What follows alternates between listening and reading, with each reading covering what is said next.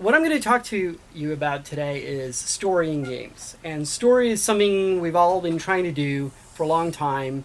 If you go to GDC, you hear a lot of people say things like, someday we'll make our own, like Citizen Kane, once we figured out how to do story in games. And I'm working on this for a couple of years, actually, thinking about it and trying to figure something out. And I'm going to present to you today sort of my findings and my thinking on the subject. So the first thing I want to do is have a short disclaimer. I'm going to be talking what might sound really harshly about what is a game and what is not a game and what I define as this or that. If you're making a game that doesn't fit into what I call a game, it doesn't mean I hate you. It doesn't mean that things that aren't games aren't good or not, shouldn't be allowed or things like that. This is a sort of just a way for me to structure my thinking and figuring out how to understand the medium we're working on. So, interactive story. How do we do it, right? That's the big question. And there are a couple of very obvious ideas that have been floating around that we, have been trying. And the first obvious one is, let's build a sandbox. If we just simulate the world, really awesome things will happen and we'll have great stories and it'll be awesome. We just have to spend enough time on simulating everything in reality and it'll be great. Well, there is a problem with this, and that is that no one has ever lived through an action film, right? In your life, you might have ended up in a bar fight. You might have found the love of your life. You might even have been in a car chase. Some people have jumped out of an airplane, but no one has done all of these things within 2 hours. Because the chance that you will end up having to do all of these in 2 hours is zero. So real action movies don't happen because the real world is really boring. So, therefore, we should not try to, solve this problem because if we keep simulating the world as it is, we'll just end up with the same dull world that we're all already living in. Okay, so let's try another approach. Branching stories, right? User player gets a choice. You can do A, you can do B, you have choice. That's got to be interactive, right? Well, there are some problems with this one. The obvious one is content creation, right? Every branch you create, you have to create 2 different paths, lots of work, lots of money. But we can actually skip that bit because we can imagine a world where we have infinite money, we have procedure generation, we have technology that solves all our asset management and asset problems. There are some other fundamental problems with this. And one is this. Let's imagine you're playing a pen and paper role-playing game. And the dungeon master tells you there's 2 doors.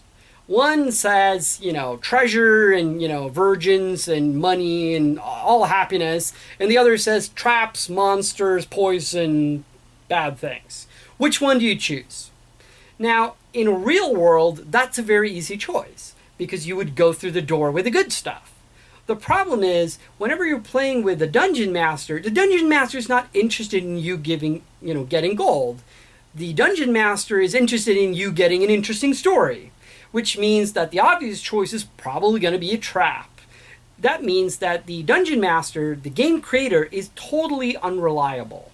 Because the dungeon master is not trying to make a real world that you can understand and you can take proper decisions in. They're trying to make it interesting. In fact, when you make this choice between these 2 doors, the dungeon master don't have to decide what's behind the door, until you take your decision. Which means they can decide that it's the same thing behind both doors, and your decision doesn't really matter. So this is a fundamental problem. We have untrustworthy designers. And if you go to any forum on games that have branching narratives, people are asking, how do I get to the good ending? Because they're not trying to do what they themselves would have done, what they think is right in the game. They're trying to figure out the game developer. And that means that it's not actually working as a branching medium. The third problem is Hitler. Let's imagine you're playing a game which is a first-person shooter action World War II game.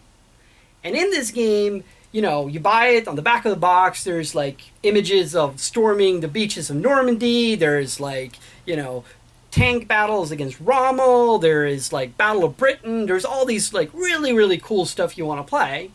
And then you start out, and the first thing you see in this game is Hitler, age 10. And he's playing around in his backyard, and it's 1901. And you have a gun. So what do? Right? Well, maybe the designer thought, oh, this is like an interesting dilemma for the player, right? Is it right to kill someone before they have committed a crime, blah, blah, blah.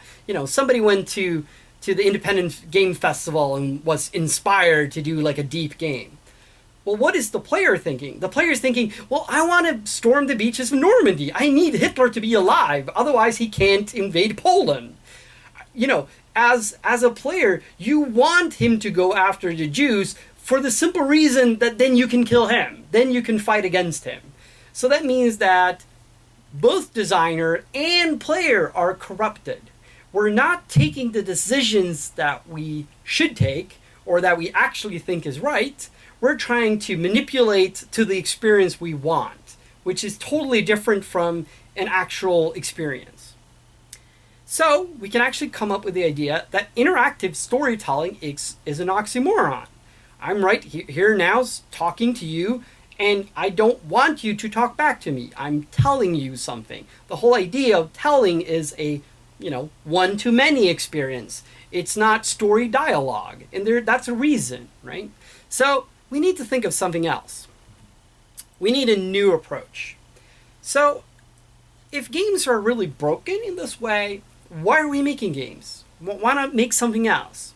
Well, let me tell you a story. Have you ever asked a friend who went to the movies what the movie was like?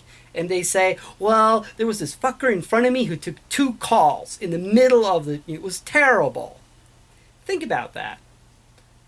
If you go to a movie and see a film with $1 million, $100 million budget with explosions and movie stars, why is the first thing you talk about when you get back about a person in the room? How is it possible for this person to be more impactful on your life than whatever, the directors have used? And you could say, well, maybe it's something about the story of a cell phone. Maybe that's really good. Maybe Hollywood should stop making Transformers and they should make a movie about a guy who takes a call in a cinema, because that seems to be really impactful. Well, that would be a terrible, terrible movie. So what's going on here? Well, it turns out that stuff that happens to us are really freaking important, even if they're not important to other people. So let me show you this. So I'm sure you've all been really mad at a video game at one point or another. Everyone who has ever played a game knows this feeling. Video games are incredibly emotionally powerful, right? Have you ever been to a movie theater where somebody starts screaming and, tearing up the seat because a character died? Have you ever been to a library where somebody just starts tearing out pages and like, fuck you, Jane Austen, that shouldn't have happened? No one does that. But games are incredibly powerful this way. So that's something we should think about. Instead of trying to emulate the finesse, if you will, of storytelling in other mediums, we should look at the sort of the strength. It might be a blunt strength, but it is a very, strong medium that we have. It always makes me really weird when people think, ask about like, will video games ever make you cry? And then you just look at these people, obviously it's making people cry all day. So we need to think about how we can use that. So let me go to this next slide. So this is something I call the crier curve. Incidentally, it's the inverse of the Laffer curve. Anyone who's into taxes thinks that's a really funny joke. And what I want to show here is the emotional impact of medium. And what you can see at the top there is E.T. So E.T. makes most people cry. It's incredibly powerful. It's emotional. It's a really, really powerful piece. And the thing about E.T. that makes it so good is that it's so perfect, right? The camera is right, the lighting is right, the actors, the framing, everything is really, really well thought out. And if you would have put the camera looking to the side instead, it would have been a much worse movie for it. And when we start adding interactivity to our to ET, basically to a movie, it gets sort of worse and worse and worse. And some games, like here, I've taken Uncharted as a game, which is a really, really well-told game. And if you ask any of the designers of Uncharted, it's all about leading the player, getting the player to not behave badly, so they don't miss stuff, they don't look away, they don't behave stupidly. And that's actually about controlling the player to take away as much interactivity as possible. And the less control you have over the user, the worse the game gets. The more you let the player do whatever they want, it gets just worse and worse and worse. But then something really interesting happens.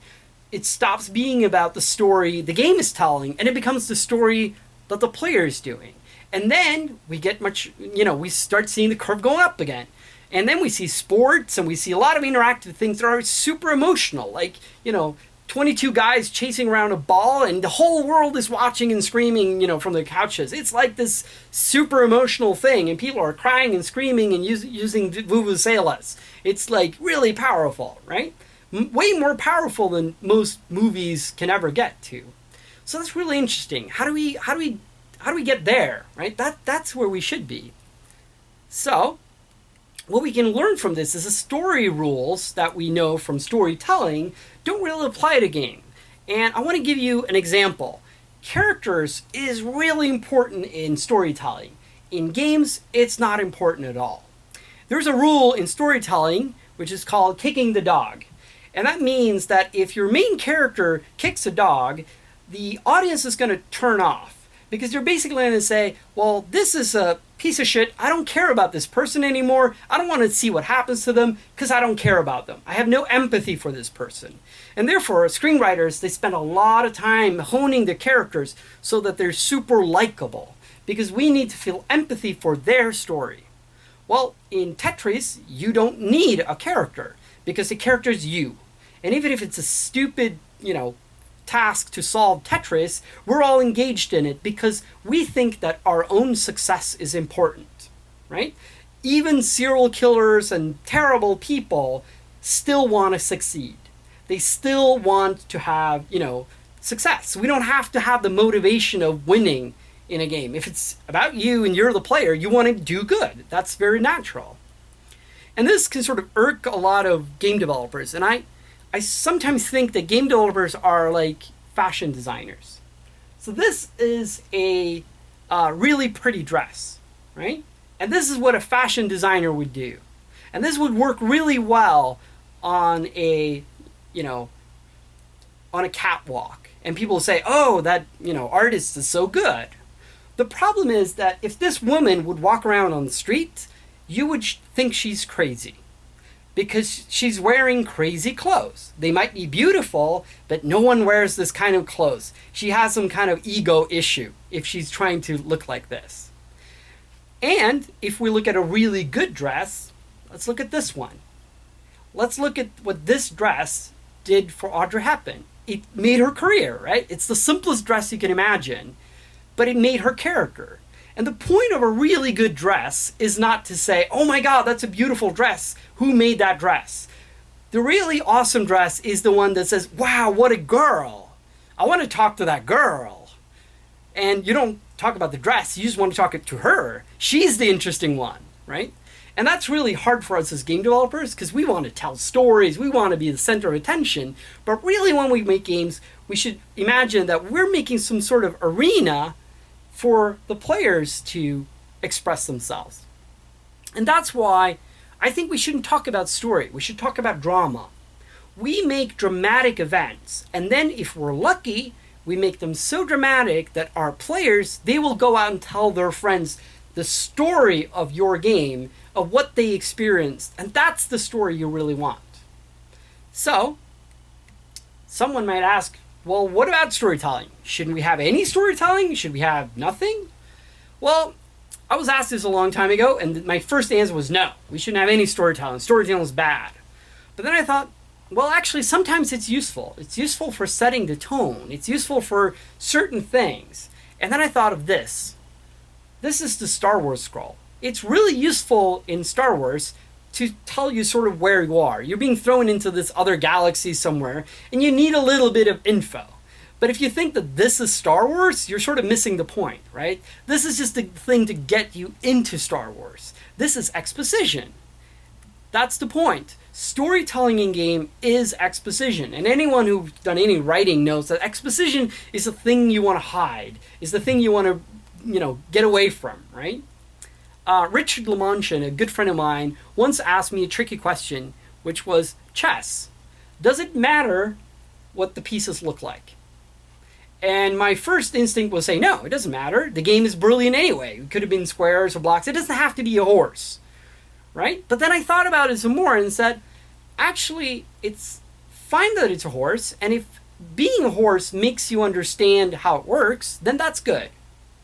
If you apply horse physics to it and say, oh, I should be able to do all the things a horse can do, then it's actually bad, right? It's good to know that the king is the most valuable with the queen, and you have sort of the scale of who's the valuable units to who. That's good. But once you start, inflicting the gameplay, it would have to work like this because, queens aren't faster than kings, so therefore we can't have that rule. Then that's really bad. So here's my favorite first-person single-player action game, and it's Doom.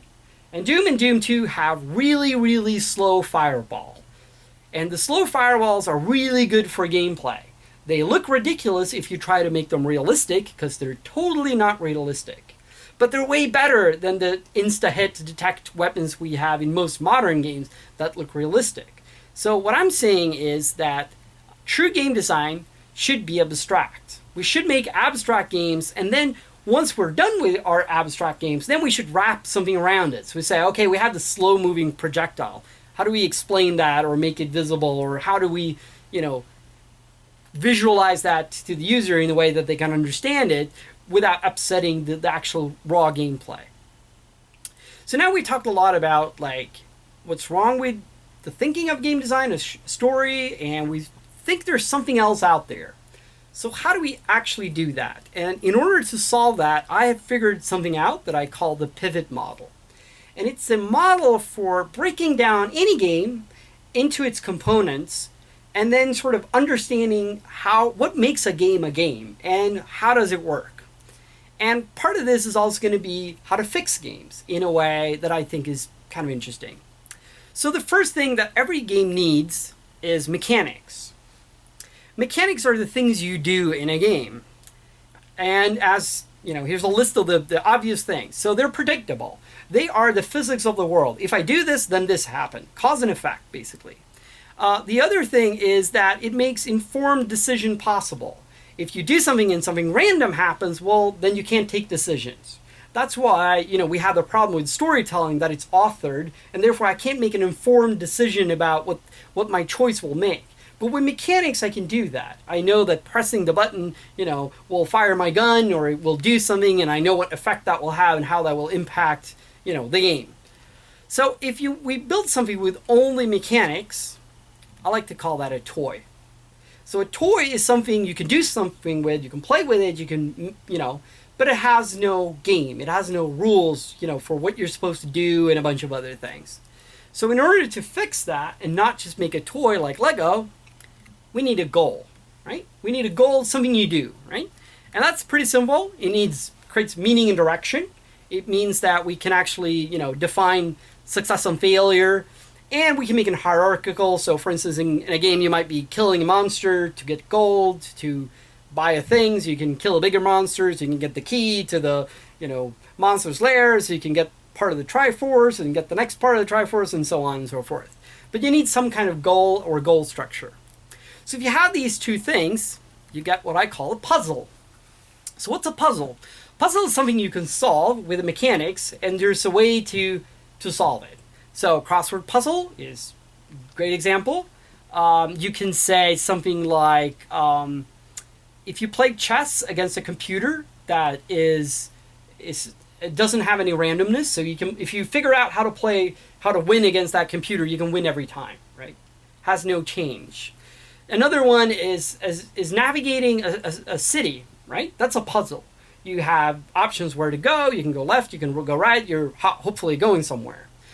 But as you all know, going to work every day is not a big adventure. It's actually kind of dull once you figure out the right way to go to work. So we need something else. Something is missing. So to explain this one, I'm going to introduce you to a gadget I call the Get Lost-a-thon 2000. And what this is a little device you put on the dashboard of your car. And what it does is that 50% of the time when you come to an intersection, it will tell you, go wherever you want. And 50% of the time, it will give you a direction you have to follow. Now, all of a sudden, going to work is a big adventure. Because, where are you going to end up?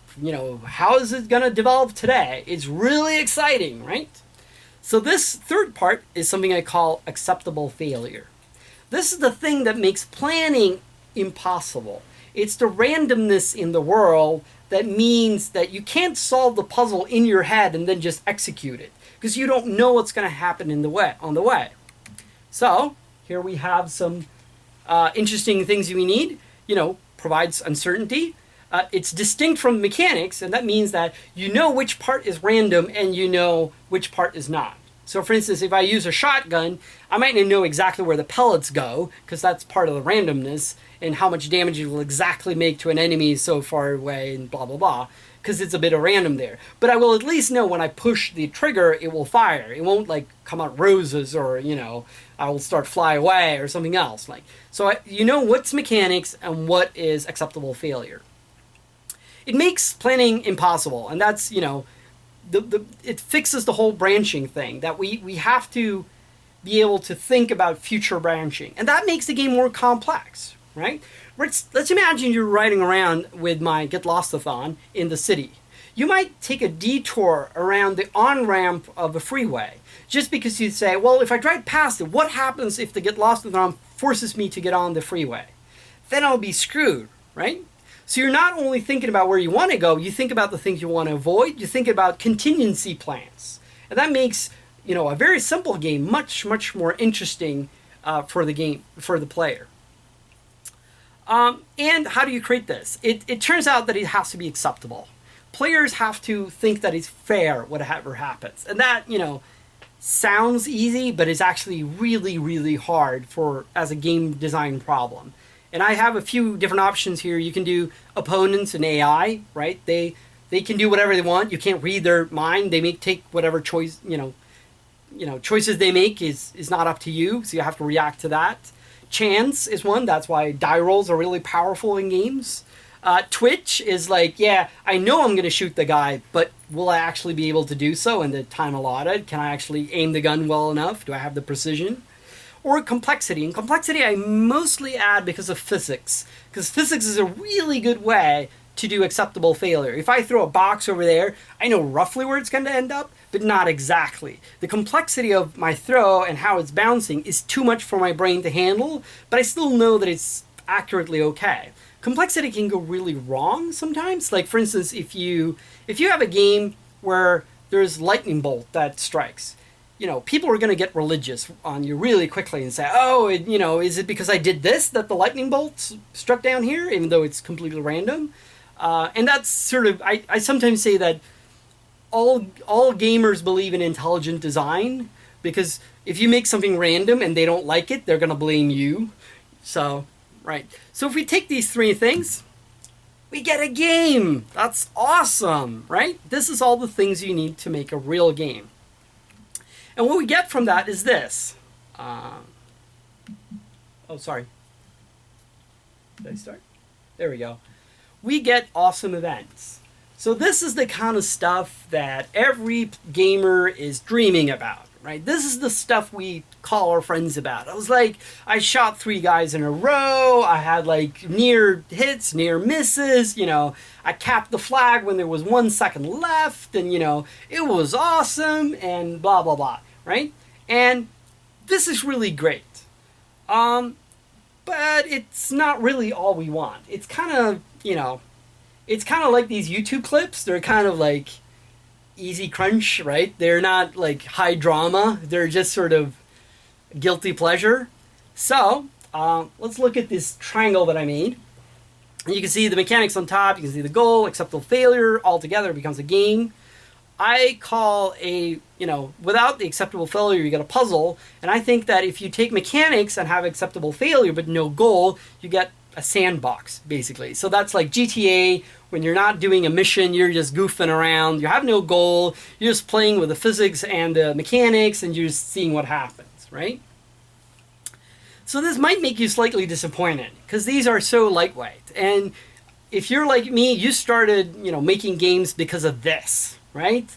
We want the epic story, the great characters, the massive sort of trilogy of like story coolness.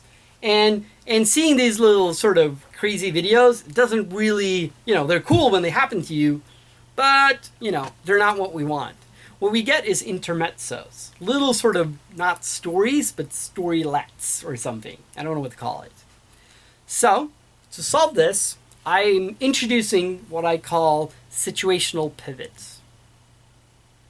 And situational pivots, actually it should be fourth, sorry, is the thing that ties together the story into a cohesive story. So let's look at Star Wars, right? Here we have, let's go to Alderaan. That's our mission. Oh my god, there's TIE fighters here. Let's kill the TIE fighters. Oh, we did that. Nice. Oh no, there's a tractor beam. That's not a moon. It's a, blah, blah, blah. And it keeps going. You have those sort of branches in the story. And you can see them as little mini games of like, we're doing this thing, but oh my god, something happened. Either we succeeded with what we're trying to do, or we failed, and now we have to react to it. So it's like little mini snippets of stories. And if you retell Star Wars, these are the sort of hallmarks that you're going to go through. You're going to say whatever, right? And that's why I call this the and then part of a story, right? Whereas you have the story nuggets with the three first components, you need an and then part so that you can tie them all together. And in sports, you have that in a way. So here's football. Right? It started 0-0. Oh my god, one of the teams scored. Oh, the other one scored. Now it's 1-1. It's getting exciting. And it keeps going this way, right? This isn't the most exciting story ever, but really this is sort of the hallmarks of the story. If you think about it, a story in a sport is not really the end score. How it ends doesn't matter as much, right? If I tell you a football game ended 3-4, you're not going to go like, 3-4? Are you crazy? How can a game end like that? It's impossible. No one cares, right? The interesting thing is how you get there. It's the sort of, oh, you saw that pass or that, that kick or whatever. It's the interesting things of how we get there. And that's really interesting for us as game designers, because it means that we actually don't need multiple branching endings to make an interesting story. We just need sort of hallmark and holding points, sort of poles that we can get between in an interesting way. And if we can just do that, the action is like, how did we get to 0-1? And how do we get to 1-1, right? So if we start to think about this, how should these situational pivots work? So they should be a state change that changes the situation of the game. That's the first thing. It should be a significant change that matters to the players, that changes how the game is played. It should force you to reevaluate the strategy you're having, either by saying, oh, now this happens, so I need to change, or it might happen, so I might need to be ready to change. It should be, switchable by the player by some kind of combination of what they do and a little bit of the things they don't have control over, the acceptable failure part. And it should preferably be neutral, which is really hard to design, but it basically means that if there's many states a world can be in, the players should essentially want both states, but in different situations. So sometimes one state is better and sometimes another state is better. Now, in the football state we just showed, obviously it's better to have a state where we're ahead than we're behind. So we're never going to let them score on us in order to get to a state we want to. But in a really well-designed game, that's actually something you want. So very few can exist because the simple thing is they have to be really important. When this switches in your story, since it is kind of the turning point of the story, it has to really matter. And if you have a million of these happening all the time, then they all, each individually don't matter that much. They have to be major. And as I said, they are hard to design. So this is super abstract, right? So let's actually design a game with a situational pivot to explain it really hard. So I'm going to take a game you all know. I'm going to take Monopoly, right? Everybody knows Monopoly. So let's take an analysis of Monopoly. So the mechanics is you can buy and sell. You have money, you have a bank, you have cards, buildings, and you have payouts when you step on other people's streets. It's pretty basic. You have a goal, right? You create a Monopoly. That's pretty self-explanatory. And you have acceptable failure, the die roll, right? No one would ever choose to walk on someone else's street where there's, 2 hotels.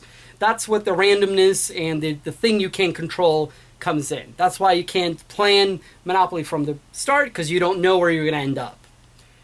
Situational pivot, it has none. So let's add one. So I'm going to add a situational pivot that says the game can be in 2 modes. It can be bull market or in bear market. In bull market, everything works as normal. But in bear market, you get paid when you step on somebody's street. It's the total opposite, right? So if 2 players around the table decides to flip the market and they pay a little bit of money, they do a die roll and, they have to get enough, whatever number we decide for the die roll to succeed, they flip it. Now, if you pass go, you might have a die roll, so it might happen even though people are not requesting a flip. Right? So let's look at what a game like this would look like. Right? The game begins. Alice gets all the streets. Right? She's really good. And Bob and Carl, they're really desperate. So they flip the market. And all of a sudden, Alice is desperate, right? Now she has a bunch of streets. And people are stomping on the streets, getting payouts, right? But Bob gets so many payouts that he's starting to buy up a lot of streets himself. So he's like, maybe it's good for Alice and me to together flip it back, right? So now they flip it back. And then Carl is into shitter. Now, what's he going to do, right? But he's really lucky because the market changes by itself. And now it's, he's on top, right? So now you can really easily see how a boring game of Monopoly, which would have had the story, Bill got a lot of stuff, so then he got more stuff, so then he won. Instead of that story, you get this shifting story back and forth. And you also get more dynamic gameplay, because as a player, you might actually opt to not buying any streets. Because you're saying, I think the market's going to be dead, right? I think I'm going to bet on that, and that's going to, make me win the game instead. So, did I mention that situational pivots are rare? Yeah, I want to give you a couple examples of games that actually semi-succeeds in doing this. The first one is Counter-Strike, right? Counter-Strike has the bomb plant. Whenever somebody plants the bomb, the game changes. It's no longer about just killing everyone else. It's about disarming or protecting the bomb, right? That's a major shift. And if you retell a story of a Counter-Strike game, that's going to be the key story point when the bomb was planted, right? The problem with it is that it changes no mechanics. It'd be really cool if the bomb plant magically made everybody have to use knives or something like that, right? Then you could plant it and unplant it depending on if you had good guns. So we're the terrorists, we have better guns than the opponent. So we don't want to plant the bomb, because if we, plant the bomb, then we can't use our better guns or whatever, right? That would make it better. Again, really hard to design in a convincing way, but, another con is you can't replant a diffused bomb, right? That would have made the game way more exciting, right? They planted the bomb, but we defused it, but they killed the guy who defused it and planted it back again, That would have been, really clutch, right? So there's things to improve. Formula One, if anybody's ever watched Formula One when it rains, it's really exciting. Because once it starts raining, everything changes. Some cars get really bad, some cars get really good, some drivers get good, some drivers get bad. Some people have the wrong tires, some people have the right tires. Somebody thought there were going to be rain and put the tires on in the beginning. Some people saved their, pit stop later to see if rain was going to come, blah, blah, blah. It creates a lot of drama. And the beginning and the end of rain is really epic moments that shifts everything in the game. The problem, of course, is it's not interactive. There's no button in the car to make it rain, right? It'd be much better if the drivers could do something like, I'm gonna give away some fuel and get some rain or something like that. That would be really good, right? But that's not how rain works. And of course, it rarely changes a lot. It would be really good if, it's a really long race. It would be cooler if it stopped and started a couple of times. Then you would have more of a twisting, turning, interesting story. This one is actually fairly common, which is player needs, right? So you have, DayZ, you're walking around looking for something. Oh my god, I got hurt by a zombie, and now it's all about bandage game. I have to put a bandage on. Stop bleeding is now my game, right? The game shifts to another thing. That's a key hallmark of the story we're playing. The problem with that is that you rarely want this situation to happen, like losing ammunition or starting to bleed or any of those. That's not a wanted thing. It'd be really good if you were bleeding, you could sneak past the zombies or something, so you could inflict yourself and use that in interesting ways. That would be more interesting, but again, really hard to explain to the player. And it's also really only for a single player game because it happens to you, it doesn't happen to the world, and therefore multiplayer games that don't work so well. So I'm going to suggest a couple of more possible situation pivots that I've thought of. So magic is always good. I've never wanted to make a magic game until I started thinking about this, because then you realize that it's so hard to design situational pivots that magic just solves it. So for instance, you could have magic, elemental magic that says, oh, no fire magic works now, no water magic works now, or, all the fire magic is more powerful, or whatever. You can have fields that changes areas of how things affect each other in magical ways. Power grid is another one. You can turn on and off the power of the level. Well, when the power is off, everything's dark. We can do certain things.